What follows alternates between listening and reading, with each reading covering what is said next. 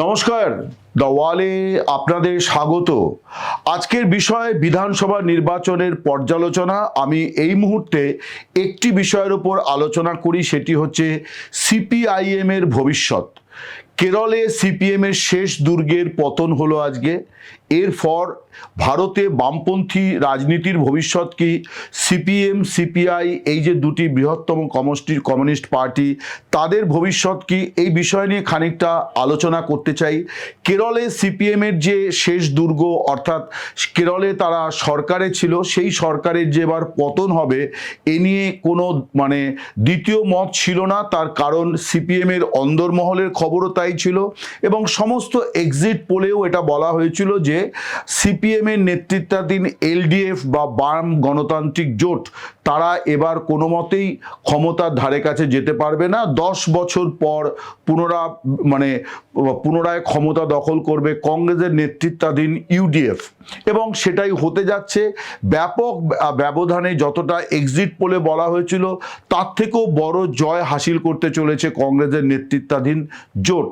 এবং সিপিএম যারা কেরলের প্রায় 4 দশকের ধারাবাহিকতাকে ব্রেক করে 2021-এ তারা টানা দুটো দফা অর্থাৎ টানা 10 বছর সেখানে সরকার পরিচালনা করার সুযোগ পেয়েছে।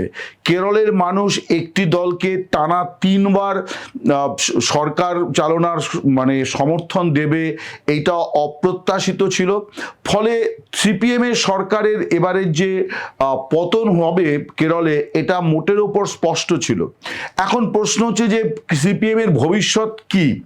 এই ভবিষ্যৎ কি এটা নিয়ে তো অনেকেই প্রশ্ন তুলতে পারেন যে পশ্চিমবঙ্গের তৃণমূলও তো প্রায় হারের মুখে পড়েছে, তাদেরই বা ভবিষ্যৎ কি? সেটা নিয়েই বা কেন আলোচনা হবে না? নিশ্চয়ই আলোচনা হবে, কিন্তু আমার মনে হয় যে ভারতের বিগত 10-15 বছরের রাজনীতি যদি আমরা দেখি, বাম রাজনীতি, তাহলে এটা একটা প্রাসঙ্গিক আলোচনা যে এই যে কেরলে অর্থাৎ শেষ দুর্গটিও বামপন্থীদের এবং সিপিএম এর হাতছাড়া হলো, এরপর ভারতের সংসদীয় রাজনীতিতে বামপন্থীদের গুরুত্ব, বামপন্থীদের মর্যাদা, তাৎপর্য, এগুলি কতটা কি থাকবে, এটা কিন্তু একটা গুরুতর আলোচনার বিষয়। তার একটা বড় কারণ হচ্ছে যে আমরা যদি প্রথমে পশ্চিমবঙ্গের বিষয়টি দেখি, যে পশ্চিমবঙ্গে 34 বছরের সিপিএম এর শাসনের অবসান হয়েছিল 2011 সালে। 2011 সালের পর থেকে আজকে 2026 সাল, এই যে 15-16 বছর, এই 15-16 বছরে ভারতে অসংখ্য নির্বাচন হয়েছে এবং কোনো না কোনো দল জিতেছে এবং কোনো না কোনো দল হেরেছে। কিন্তু যারা হেরেছে তাদের মধ্যে একমাত্র সিপিএম ছাড়া আর কোনো দল কিন্তু নিশ্চিহ্ন হয়ে যায়নি, যা পশ্চিমবঙ্গে হয়েছে। এবং যে দুর্দশার মধ্যে কাটছে তাদের, ত্রিপুরার পার্টির যে দুর্দশার মধ্যে কাটছে। একটা সময় এই 3টি রাজ্যে দীর্ঘ সময় ধরে বামপন্থীরা ক্ষমতায় ছিল সিপিএম এর নেতৃত্বে। কেরলে 5 বছর পর পর সরকার পরিবর্তন হতো, কংগ্রেস সরকার এলো, আবার পরের বার সিপিএম আসবে, বামপন্থীরা আসবে, এটাই চালু ব্যবস্থা ছিল। ত্রিপুরাতে টানা 20-25 বছর বামপন্থীদের শাসন ছিল, পশ্চিমবঙ্গে 34 বছরের শাসন ছিল। কিন্তু তারপর কি হলো, এই যে দুটি রাজ্য ত্রিপুরা এবং পশ্চিমবঙ্গ, দেখা যাচ্ছে যে পার্টির অস্তিত্ব সংকটের মধ্যে পড়েছে। বিহারে কিন্তু লালু প্রসাদের দল হেরেছে, উত্তরপ্রদেশে সমাজবাদী পার্টি হেরেছে, আরও বিভিন্ন রাজ্যে বিভিন্ন আঞ্চলিক দল হারছে, রাজনৈতিক বা জাতীয় স্তরের দল হারছে, এমনকি কংগ্রেস বহু জায়গাতে বিজেপির কাছে হেরে যাচ্ছে। কিন্তু এরকমটি নয় যে কংগ্রেস সেই রাজ্যে মুছে যাচ্ছে। কংগ্রেস কিন্তু বিরোধী দল হিসেবে, এমনকি আমরা যদি পশ্চিমবঙ্গেও দেখি যে এই 34 বছরের যে সিপিএম এর জমানা, সেই জমানাতেও কংগ্রেসের গড়ে কংগ্রেসের নেতৃত্বাধীন বিরোধী শিবিরের গড়ে 40% মতো ভোট কিন্তু তারা ধরে রেখেছিলেন, যেটা পরবর্তীকালে তৃণমূল কংগ্রেসে চলে যায় এবং কংগ্রেসের ভোট কমে যায়।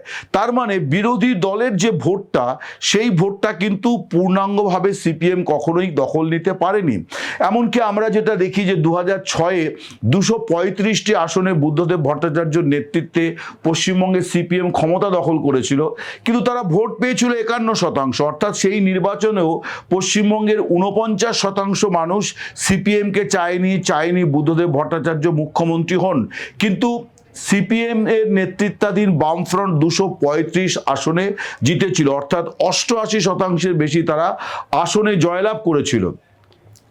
ত্রিপুরাতে দেখা গেল যে তারা যখন প্রথম ক্ষমতা হারালো, তার পরের নির্বাচনেই দেখা গেল যে তারা আর সেইভাবে প্রতিদ্বন্দ্বিতা নেই, অর্থাৎ বিজেপির কাছে তারা যে ক্ষমতা হারালো, তারপর বিজেপিকে পরবর্তী 5 বছরে এমন কোনো শক্ত চ্যালেঞ্জের মুখে তারা ফেলতে পারলো না যে তারা বিজেপিকে হটিয়ে আবার ক্ষমতা দখল করতে পারে। তাই শুধু নয়, তারা খুব গুরুত্বপূর্ণ বিরোধী দল হিসেবেও কিন্তু দাঁড়াতে পারলো না। ত্রিপুরার শেষ নির্বাচনে সিপিএম মাত্র 11টি আসন পেয়েছে। আমরা পশ্চিমবঙ্গের কথা জানি যে 2021-এ পশ্চিমবঙ্গে বিধানসভায় বামপন্থীরা এবং কংগ্রেস কোনো আসনে জয়লাভ করতে পারেনি। তার মানে কংগ্রেস যদিও অন্যান্য রাজ্যে সমহিমায় আছে, তারা ক্ষমতায় যেতে না পারলেও আছে। বিহারে প্রায় 45-46 বছর হতে চলল কংগ্রেস ক্ষমতায় নেই, কিন্তু এখনও কংগ্রেসের কিন্তু বেশ কয়েকজন বিধায়ক কংগ্রেসের আছে এবং কংগ্রেস বিহার থেকে লোকসভায় তাদের প্রার্থী জয়ী হয়ে লোকসভায় যায়। অর্থাৎ ক্ষমতায় না থাকলেও দল থাকবে, এটা খুব প্রত্যাশিত এবং এটা দেখা যাচ্ছে যে বামপন্থীদের ক্ষেত্রে এই বিষয়টি সম্পূর্ণ ভিন্ন। এখন কেরলে সিপিএম এবারে এখনো পর্যন্ত যা এই যে বিকেলবেলা আমরা যখন এই ভিডিও করছি তখন দেখতে পাচ্ছি যে কেরলে মানে বামপন্থীরা শুধু পরাজিত হয়েছে তাই নয়, অর্থাৎ ইউডিএফ যারা ক্ষমতায় আসতে চলেছে তাদের সঙ্গে বিরোধী বামপন্থীদের যারা আগামী দিনে বিরোধী দল হতে যাচ্ছে তাদের জয়ের একটা বিরাট বড় মার্জিন আছে, অর্থাৎ অনেক বেশি সিট নিয়ে ইউডিএফ সেখানে ক্ষমতায় আসতে চলেছে। এখন কথা হচ্ছে যে কেরলেও কি সিপিএম এর দশা ত্রিপুরা এবং পশ্চিমবঙ্গের মতো হবে? অনেকে মনে করছেন যে না, কেরল পার্টি পশ্চিমবঙ্গ এবং ত্রিপুরার থেকে সম্পূর্ণ আলাদা। তারা তাদের মানে কর্মধারা, তাদের দৃষ্টিভঙ্গি, এই সব কিছু আলাদা এবং ওই রাজ্যে 5 বছর অন্তর অন্তর ক্ষমতার হাত বদল হয়, ফলে আবার পরের নির্বাচনে হয়তো সিপিআইএম ক্ষমতায় আসবে। কিন্তু পশ্চিমবঙ্গ এবং ত্রিপুরার যে ফলাফল এবং সেখানে এই দলটির যে অবস্থা, তাতে কিন্তু সকলে আশাবাদী হতে পারছেন না এবং তারা মনে করছেন যে বামপন্থী রাজনীতি ক্রমশ এই যে মেরুকরণের রাজনীতি, ধর্মীয় মেরুকরণের রাজনীতি, জাতপাতের মেরুকরণের রাজনীতি, এই রাজনীতিকে মোকাবিলা করার মতন কোনো দিশা বামপন্থী নেতৃবৃন্দ দিতে পারছে না। তারা যে শ্রেণী সংগ্রামের কথা বলে তার সঙ্গে জাতের রাজনীতির ঠিক কোথায় পার্থক্য, এই বিষয়টি দেখা যাচ্ছে দলের কর্মী সমর্থকদের অনেকের কাছেই স্পষ্ট নয়, বরং অন্য দলগুলি তারা অনেকটা কাস্টের রাজনীতি করে কিন্তু ক্লাস রাজনীতিটাকে নিয়ে তারা চ্যাম্পিয়ন হয়ে যাচ্ছে, কিন্তু বামপন্থীরা পারছে না। ফলে এই যে কেরলে সিপিএম এর সরকারের ভরাডুবি হলো, এই ভরাডুবির মানে প্রেক্ষিতে একটা বিষয় কিন্তু বাম মহলে খুব চর্চা হচ্ছে যে তাহলে এরপর কি বামপন্থীরা নিশ্চিহ্ন হয়ে যাবে, বামপন্থীরা অপাঙ্ক্তেয় হয়ে যাবে?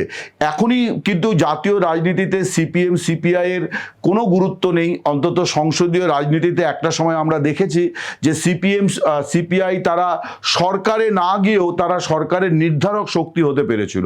এখন তো সেই সুযোগ নেই, এমনকি বিরোধী শিবিরেও তাদের কিন্তু সেই গুরুত্ব এখন আর নেই। তার কারণ সংসদীয় রাজনীতির নম্বর শেষ কথা বলে, অর্থাৎ কার কাছে নম্বর আছে, কার কাছে সংখ্যা আছে। যে বিরোধী শিবির ইন্ডিয়া জোট বা ইন্ডি জোট, সেই ইন্ডি জোটও দেখা যাচ্ছে সিপিএম আর আগের মতন তারা তাদের ভূমিকা পালন করতে পারছে না। তার কারণ তাদের বিধায়ক নেই, তাদের সাংসদ নেই।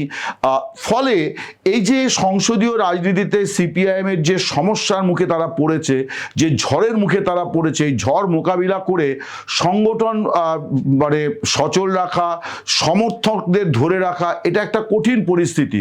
এবং এই পরিস্থিতিটার একটা বড় কারণ হচ্ছে যে তারা যখন ক্ষমতায় ছিল সেই ক্ষমতার সঙ্গে দলীয় সংগঠনকে তারা মিশিয়েছে।